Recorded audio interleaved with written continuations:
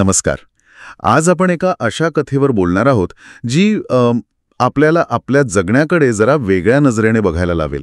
हो, एका व्यक्तीच्या आयुष्यात घडलेल्या एका मोठ्या आणि खरं तर अनपेक्षित बदलाची ही गोष्ट आहे. अगदी. आपण ही माहिती lesson in life from the beggar नावाच्या एका उतार्यातून घेतली आहे. यात लेखिकेची मैत्रीण आहे मीना. तिच्याबद्दल सांगितले. अगदी. आणि ही केवळ एका व्यक्तीची कहाणी नाहीये, तर मला वाटतं यात एक मोठा विचार दडलेला आहे. आयुष्याकडे बघण्याचा दृष्टिकोन किती महत्वाचा असतो हे दाखवणारी ही कथा आहे. बरोबर.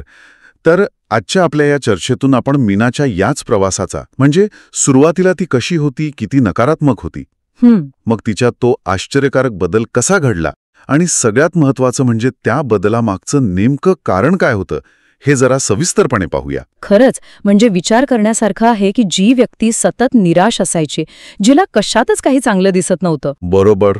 चला तर मग थेट गोष्टीतच जाऊया. सुरुवातीची मीना कशी होती? म्हणजे लेखिकेची चांगली मैत्रीण होती, LIC मध्ये ऑफिसर. हो, म्हणजे चांगली नोकरी, सगळं व्यवस्थित. पण स्वभाव मात्र काय म्हणतात त्याला, कायम ग्लूमी, म्हणजे उदास आणि निराशावादी, सिनिकल. हो, म्हणजे तिच्याकडे कोणाबद्दल किंवा कशाबद्दलही काही चांगलं बोलायला नसायचं.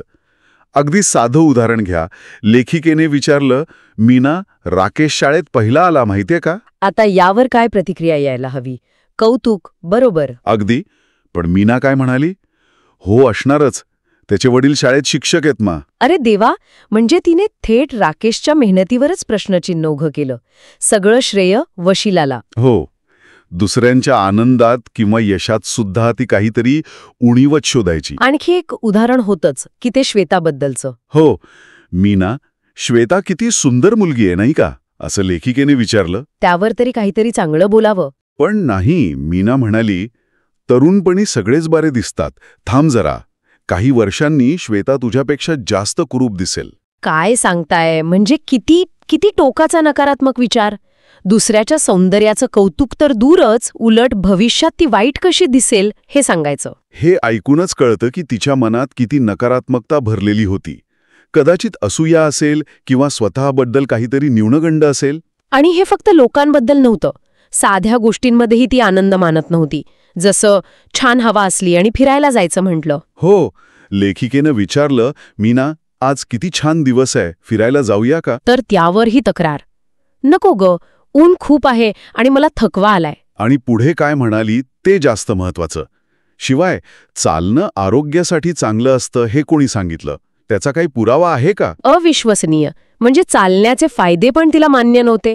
प्रत्येक गोष्टीत शंका, प्रत्येक गोष्टीत अडथळा.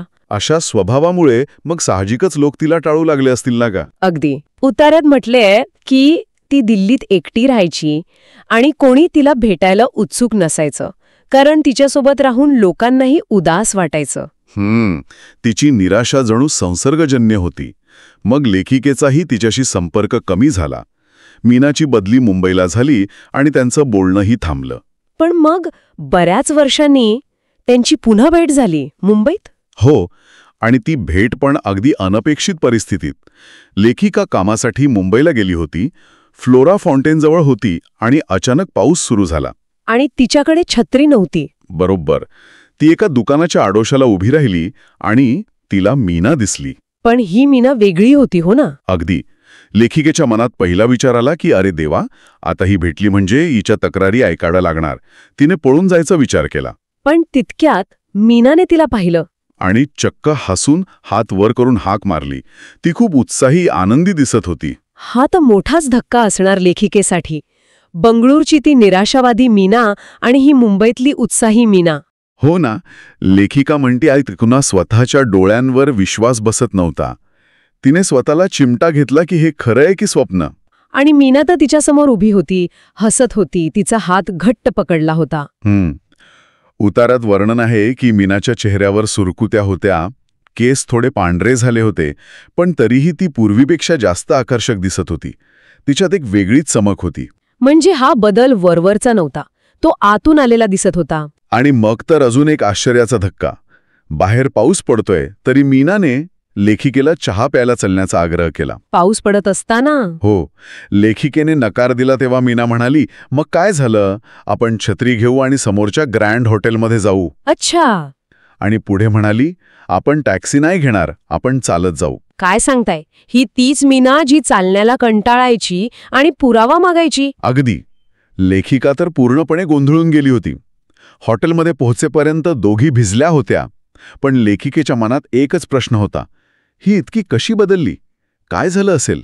हा प्रश्न साहजिकच आहे. एवढा मोठा बदल, नक्कीच काहीतरी खास कारण असणार. तिने विचारलं का मीनाला? हो, चहा पिताना तिने न राहून विचारलंच. म्हणाली, मीना, खरं सांगा, असा कोणता राजकुमार आलाय तुझ्या आयुष्यात ज्याने तुला इतकं बदललं? तिला वाटलं प्रेम वगैरे प्रकरण असेल. पण मीनाने काय उत्तर दिलं? मीना हसली आणि म्हणाली, नाही ग, कोणी राजकुमार नाही आला. आणि मग जे सांगितलं ते ऐकून तर लेखिकेला म्हणजे काय वाटलं असेल. मीना म्हणाली, माझ्या बदलाचं कारण एक भिकारी आहे. एक भिकारी? हो, एक भिकारी. राजकुमार नाही, गुरु नाही, पुस्तक नाही, एक भिकारी. अविश्वसनीय. नक्की काय घडलं होतं? काय प्रसंग होता तो? मीनाने मग सांगितलं. तिच्या मुंबईच्या ऑफिसच्या खिडकीतून तिला रोज समोर फुटपाथवर एक म्हातारा भिकारी आणि त्याची लहानगी नात दिसायची. त्यांच्याकडे काही नव्हतं, फाटके कपडे, राहायला जागा नाही, अनेकदा उपाशी. पण तरीही काय? तरीही ते दोघे, आजोबा आणि नात, विशेषतः पावसाळ्यात बाहेरच्या पावसात मनसोक्त खेळायचे, नाचायचे, ओरडायचे, हसायचे, अक्षरशः खळखळून हसायचे. म्हणजे परिस्थिती इतकी वाईट असूनही? हो. त्यांच्या चेहऱ्यावर जगण्याचा एक विलक्षण उत्साह असायचा, जणू त्यांना कशाची चिंताच नाही, ते फक्त त्या क्षणात जगत होते. आणि मीना हे रोज तिच्या एसी केबिनमधनं बघायची. हो. आणि मग हळूहळू ती तुलना करू लागली. तिच्या लक्षात आलं की तिच्याकडे सगळं आहे, चांगली नोकरी, घर, जेवण, आरोग्य, म्हणजे सगळे ॲसेट्स. बरोबर. पण इतकं असूनही ती सतत तक्रार करतीये, कुरकुर करतीये. आणि दुसरीकडे तो भिकारी आणि ती लहान मुलगी, ज्यांच्याकडे काही नाही, ते जीवनाचा आनंद घेतात. अगदी. किती मोठा विरोधाभास. आणि मग एक दिवस तिला साक्षात्कार झाला. उतार्यात म्हटलंय रिअलायझेशन डॉन्ड. म्हणजे तिला एकदम तीव्रतेने जाणीव झाली. हो. तिला कळलं की त्या भिकाऱ्याकडे ती गोष्ट आहे जी तिच्याकडे नाही. आणि ती म्हणजे आनंदी राहण्याची कला, समाधानी वृत्ती. इतकं सगळं असूनही जी तिच्याकडे नव्हती. तिला स्वतःचीच लाज वाटली. हा खूप मोठा क्षण असेल तिच्या आयुष्यातला. निश्चितच. आणि तिने त्याच क्षणी ठरवलं, आता बस, आपल्याकडे काय नाही याचा विचार नाही करायचा, जे आहे त्यासाठी कृतज्ञ राहायचं, प्रत्येक गोष्टीत चांगलं शोधायचं. तिने त्या भिकाऱ्याला न कळतपणे आपला आदर्श मानलं. पण हा निर्णय प्रत्यक्षात आणणं सोपं नसतं. बरोबर. आणि मीनाने ते मान्य केलं. ती म्हणाली की हा विचार पूर्णपणे अंगवळणी पडायला, म्हणजे तो दृष्टिकोन तिच्या स्वभावाचा भाग बनायला तिला जवळपास 2 वर्ष लागली. 2 वर्ष? म्हणजे तिने खूप जाणीवपूर्वक प्रयत्न केले असणार. हो. रोज स्वतःला आठवण करून दिली असणार. नकारात्मक विचार आले की त्यांना सकारात्मकतेने बदललं असणार. पण अखेरीस ती यशस्वी झाली. खरोखर खूप प्रेरणादायी आहे. पण मग ज्या भिकाऱ्यामुळे हे सगळं घडलं, त्या गुरुला तिने काही गुरुदक्षिणा दिली का? भेटली का ती त्याला परत? हा प्रश्न लेखिकेनेही विचारला. पण मीनाने सांगितलं की जेव्हा तिला हे सगळं नीट समजलं आणि तिला त्या भिकाऱ्याबद्दल कृतज्ञता वाटली, तेव्हा तिने त्याला शोधलं. पण काय? तोपर्यंत त्या भिकाऱ्याचा मृत्यू झाला होता. अरे रे. म्हणजे तिला त्याला धन्यवाद म्हणता आले नाहीत? नाही. पण तिने कृतज्ञता व्यक्त करायचा वेगळा मार्ग शोधला. तिने त्या नातीला शोधून काढलं. अच्छा. ती मुलगी आता मोठी झाली होती, एका अनाथाश्रमात होती. मीनाने तिच्या बोर्डिंग स्कूलच्या शिक्षणाचा सगळा खर्च उचलला, तिला स्पॉन्सर केलं. किती छान. म्हणजे हीच तिची खरी गुरुदक्षिणा होती. तिच्या कृतीतून तिची कृतज्ञता दिसली. अगदी. तर ही मीनाची गोष्ट आपल्याला खूप काही शिकवते, नाही का? सगळ्यात महत्वाचं म्हणजे आपलं सुख हे बाहेरच्या परिस्थितीवर नाही, तर आपल्या आतल्या दृष्टिकोनावर अवलंबून आहे. बरोबर. परिस्थिती कशीही असो, त्यात आनंद शोधणं, आपल्याकडे जे आहे त्यासाठी कृतज्ञ असणं, हे आपल्या हातात आहे. आणि दुसरी गोष्ट म्हणजे ही शिकवण तिला कुठल्या मोठ्या माणसाकडून किंवा पुस्तकातून नाही मिळाली. ती मिळाली एका सामान्य रस्त्यावरच्या भिकाऱ्याकडून, ज्याच्याकडे काहीच नव्हतं. त्याने जीवनाचा सगळ्यात मोठा धडा दिला. खरे. हे आपल्याला आठवण करून देतं की शहाणपण किंवा जीवनाचे धडे कुठेही असू शकतात. ते फक्त मोठ्या लोकांकडेच असतात असं नाही. आपल्या आजूबाजूला साध्या माणसांमध्ये ते दडलेले असतात. फक्त आपली दृष्टी तशी हवी नाही का, ते टिपायला शिकलं पाहिजे. अगदी. ही कथा ऐकल्यावर एक विचार मनात येतोय.